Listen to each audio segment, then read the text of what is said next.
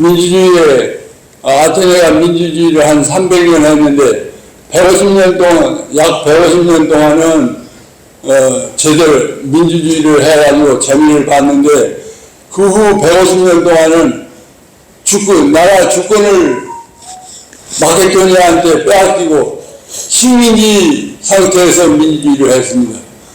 그래, 부라파의 이 유럽의 지식인들은 민주주의를, 오늘날 우리는 민주주의를 절대적인 것처럼 받들지만 그 사람들은 민주주의는 이 인류에게 별 도움이 안 되는 정치 체제다, 그렇게 봤던 것입니다.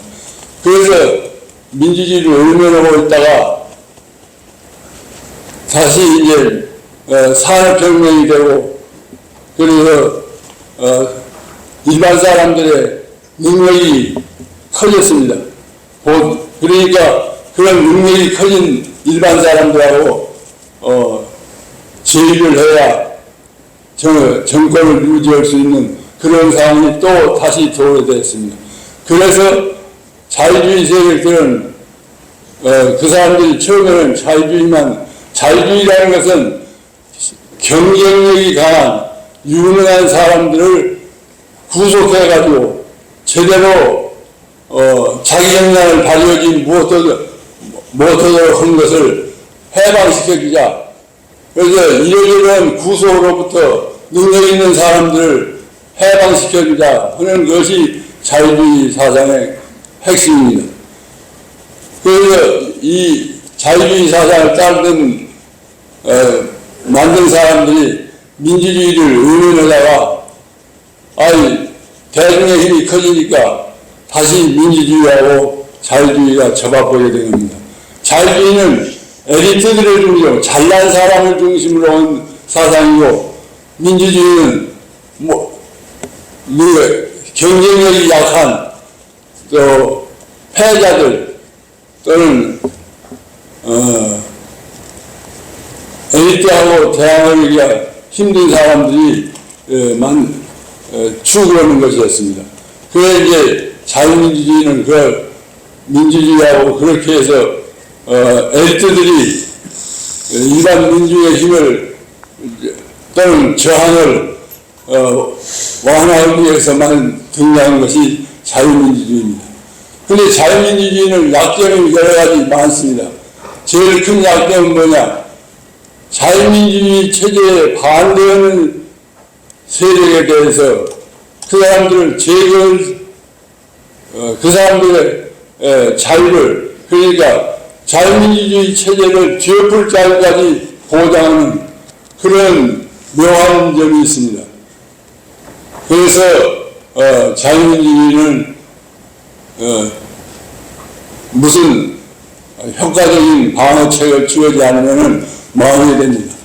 그래서 자유민주주의는 그런저런 이유로 타락하기가 쉬운데, 어떤 제일로 자유민주주의가 타락하기 쉬운 것은 국민들이 이성적으로 정치적 판단과 선택을 하지 않고 감정을 중심으로 할 때 자유민주주의는 타락하게 됩니다. 어떻게 타락하느냐?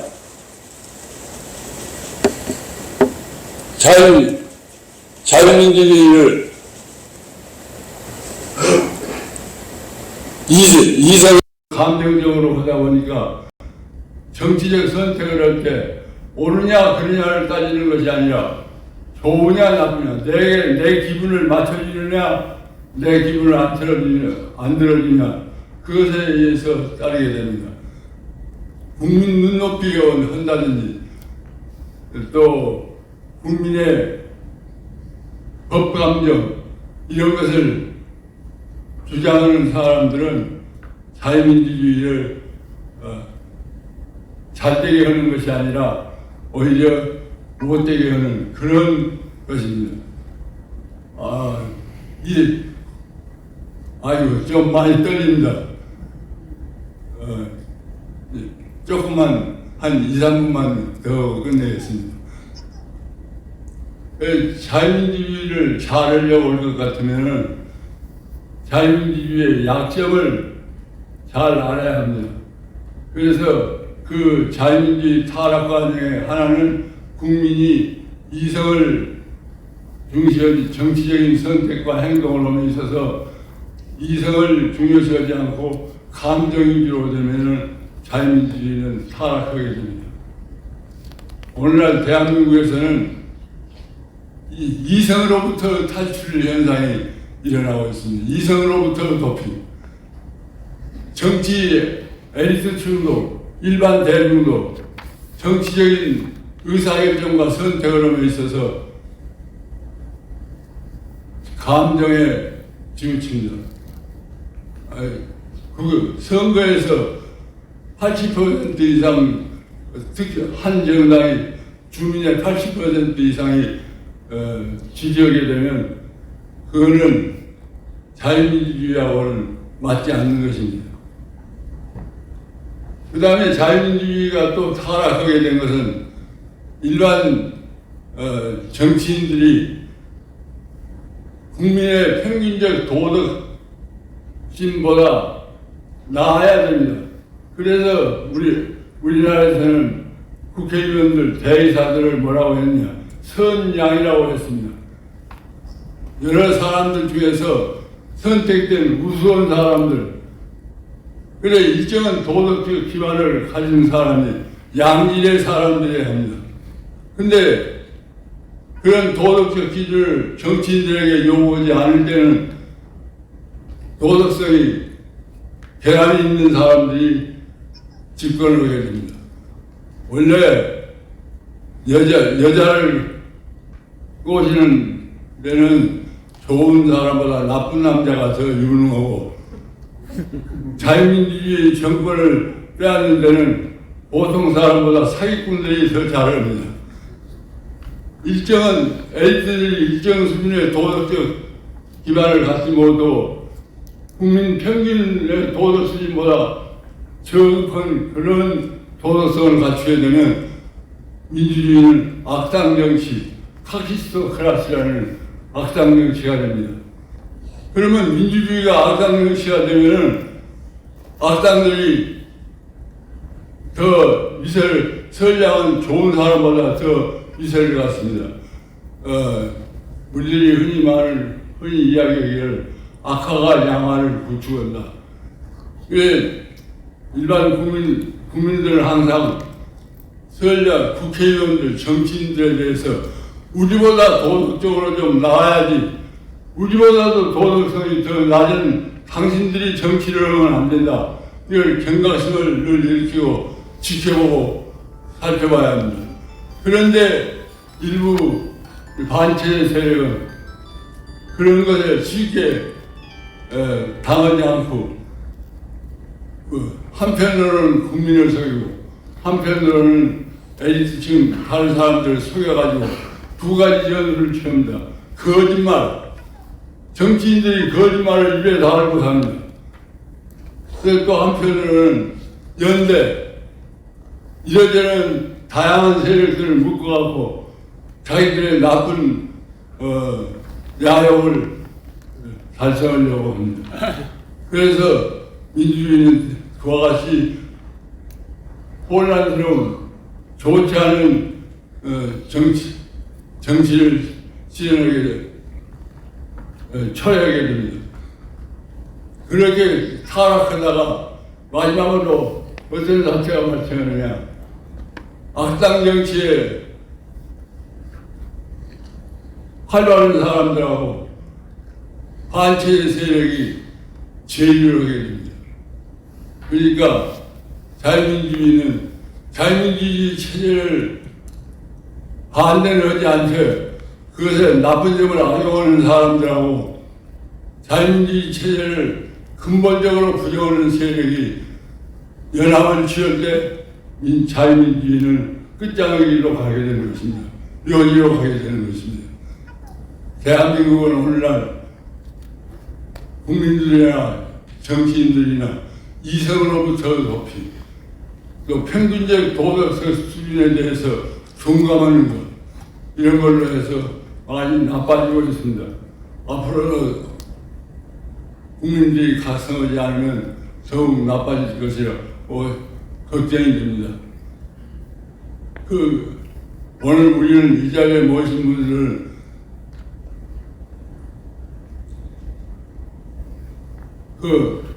건국 77주년, 광복절을 건국 77년이라고 했는데, 이런 점만 해서 우리는 이 광복절, 건국절에 해당하는 것으로 조정한 것만으로도 대단한 내용입니다.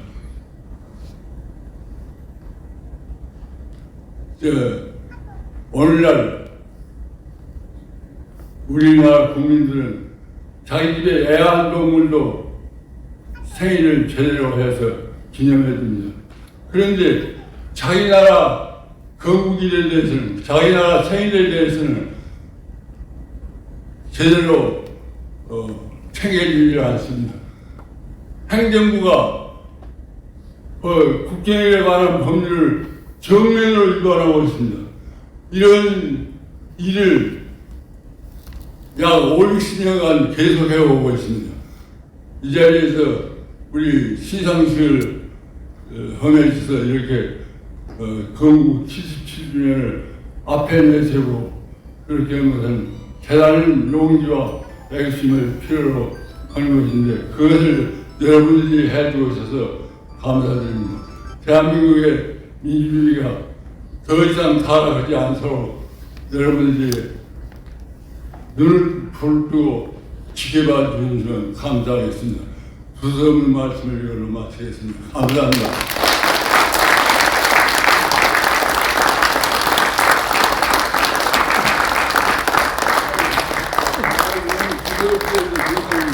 귀한 말씀 해주신 양고한 교수님께 다시 한번 뜨거운 박수 부탁드립니다.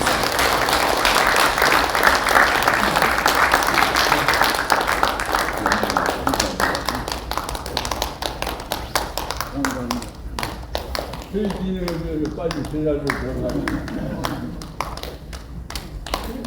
좋은 말씀 가지고. 이어서 청년상을 수상하신 김상종 대표님의 인사 말씀 듣겠습니다. 뜨거운 박수 부탁드리겠습니다.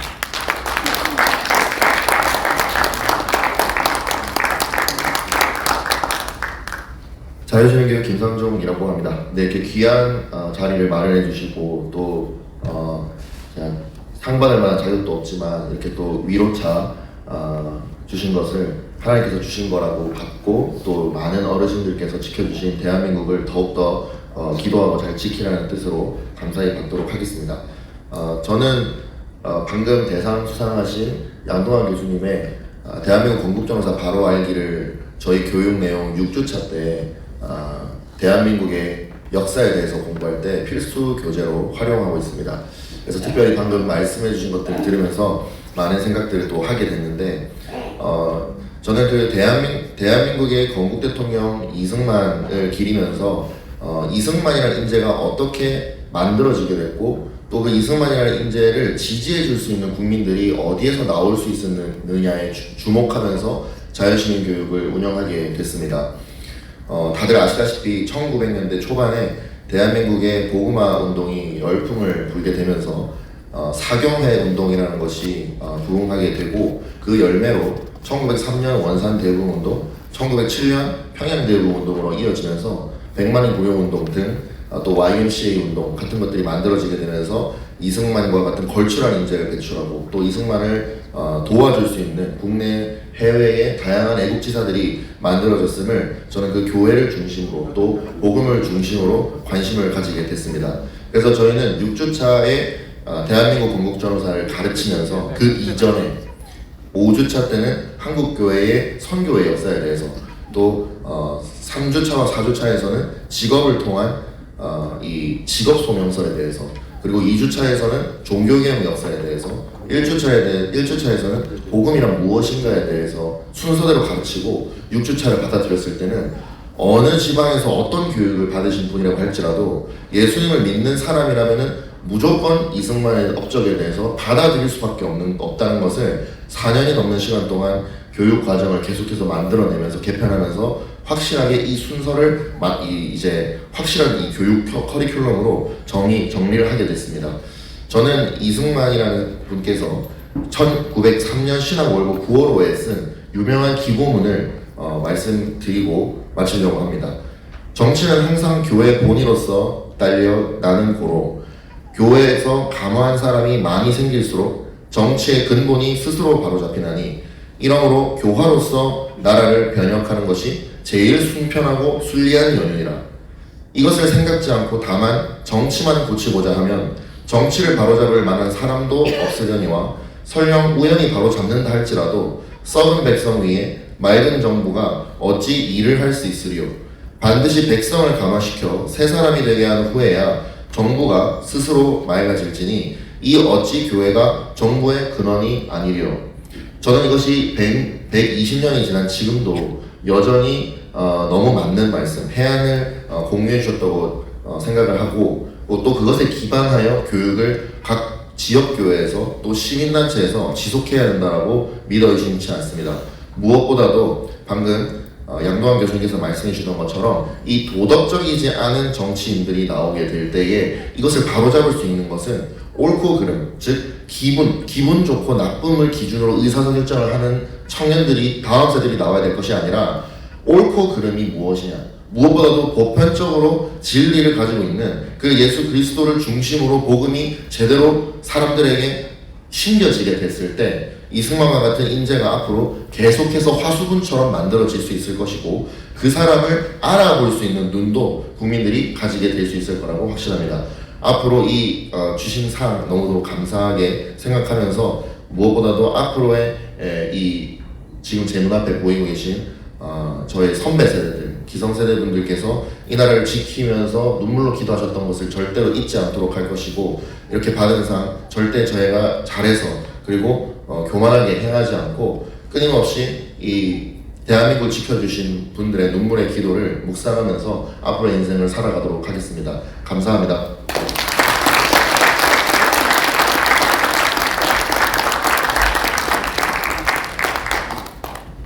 마지막으로 청년상을 수상하신 이명준 대표님의 인사 말씀이 있겠습니다. 뜨거운 박수 부탁드리겠습니다.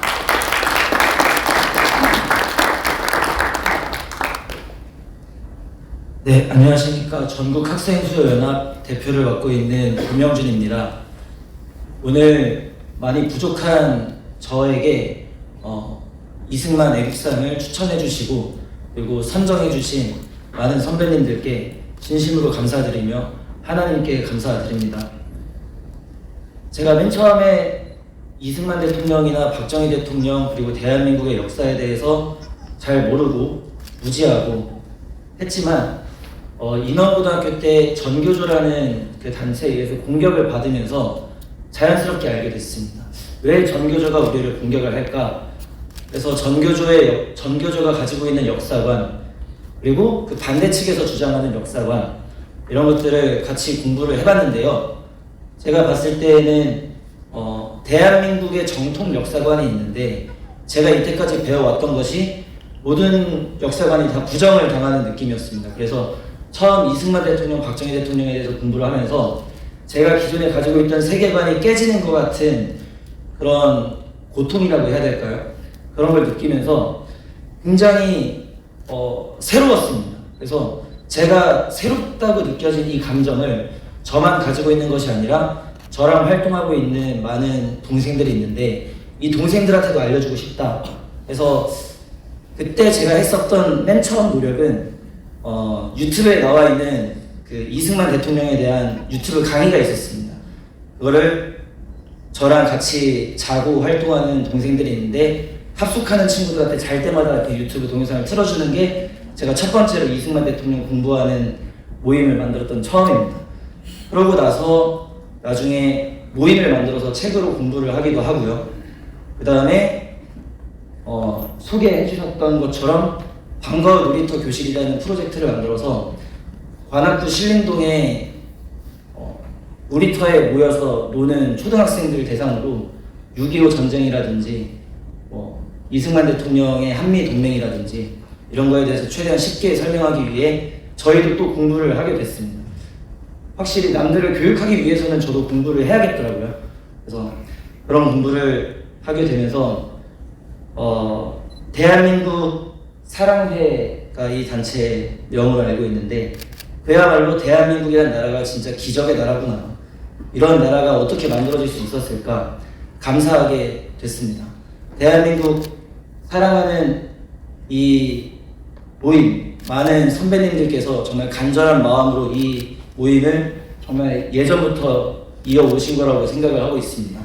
오늘 제 꿈이 하나 생긴 것 중에 하나가 저도 나중에 꼭 어른이 되어서 더 훌륭한 30년, 40년, 50년 지나서도 이승만 대통령과 대한민국을 사랑하는 많은 청년들한테 기회와 그리고 뭐 이런 상 같은 걸 줄 수 있는 그런 어른이 되고, 또 대한민국 사랑회에서 뭔가 노력을 해보고 싶은 그런 생각도 들었습니다. 그래서 제가 유튜브도 하고 있지만은 그 이면에서는 사업체로 하나 운영을 하고 있는데, 물론 지금은 폐업 상황에 가고 있지만 그 사업체 이름이 우남 닭꼬치입니다. 제가 닭꼬치 장사도 지금 하다가 잠시 소강 상태에 있는데요. 다시 할 것입니다. 근데 그 사업체 이름을 우남 닭꼬치로 정했습니다. 그리고 그 우남 닭꼬치 가게의 와이파이 비밀번호가 1948입니다. 왜 1948인지는 여러분들 잘 아실 거라고 생각합니다. 그리고 또 이승만 대통령의 매력에 빠지다 보니까 제가 또 제 인생에서 바꾼 거가 하나 있는데요. 그 여권 있지 않습니까? 여권을 발행을 할 때 저도 이명준입니다. 이씨인데요. 이승만 대통령은 영문명이 그 L11가 아니라요, RHEE라고 되어 있습니다. 부어 표현이겠죠. 그래서 저도 여권을 만들 때 이 이승만 대통령의 RHEE라는 이 영문 표기가 탐이 나서요.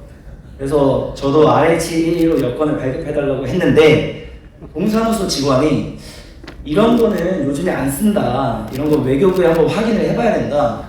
아니, 외교부에 확인을 할 게 뭐가 있냐, 우리나라에서 가장 실력 있는 외교가였던 이승만 대통령이 RHEE를 쓰고 외교 독립운동을 했었는데 그런 걸 뭐하러 확인을 하겠냐. 그래도 한번 확인을 해봐야 되겠답니다. 그래서 확인해보라고 했습니다. 그래서 외교부에 전화를 해보니까 약간 난감해하면서도 외교부에서도 RHEE를 쓸 수 있다고 해서, 그래서 제 여권에는 RHEE로 표기가 되어 있습니다. 아무튼 저랑 활동하는 많은 동생들이 있습니다. 지금 현직 정치 활동을 하고 있는 친구도 있고, 또 정치가 아니더라도 다른 분야에서 활동을 하고 있는 동생들이 있는데, 저는 정치뿐만 아니라 다양한 영역에서도 우남이라는 이름과 그리고 이승만 대통령의 대한민국 사랑하는 그 정신, 이런 것들이 이어질 수 있도록 평생에 걸쳐서 기여를 해보고 싶습니다. 오늘 이 자리를 주셔서 감사합니다.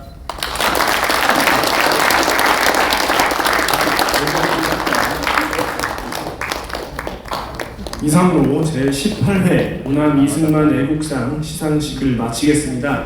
이어서 우남 이승만 장학금 수여식이 있겠습니다. 대한민국 학계에서 우남 이승만을 연구하는 것은 쉽지가 않습니다. 저도 우남 이승만 장학금을 받고 연구를 진행한 학문 후속 세대입니다만, 있었던 그대로 역사를 바라보는 과정이 지금의 사회 현실 속에서 순탄치 않은 것이 사실입니다. 그럼에도 불구하고 매해 우남 이승만 장학금을 수여받는 신진 연구자들이 배출되는 것이 매우 기쁘고 자랑스럽습니다. 올해